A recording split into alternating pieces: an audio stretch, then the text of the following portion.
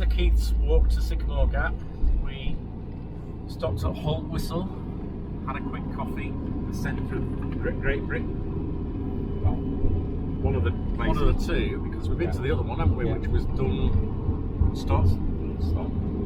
So we don't really know which one is the true centre of Britain. I don't know if we've ever told you the story about Keith's beer mats. We'll tell you in a bit, but I got him a present at the coffee shop because it was a coffee shop come bar. In 1 mile, turn left onto A686. So another Roman road.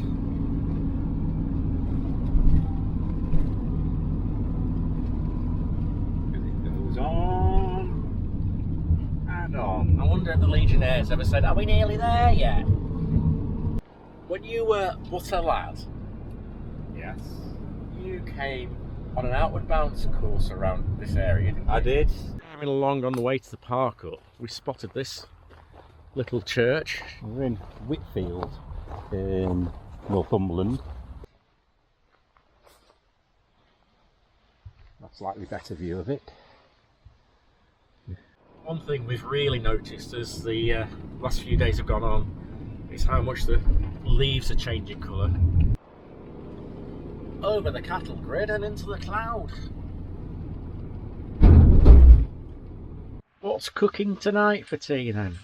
2 stories for you while tea's cooking. Beer mats. But anyway, when Keith went to Sycamore Gap today, he brought this back and waved it in my face. I said, "Why are you waving a bag of dog poo in my face?"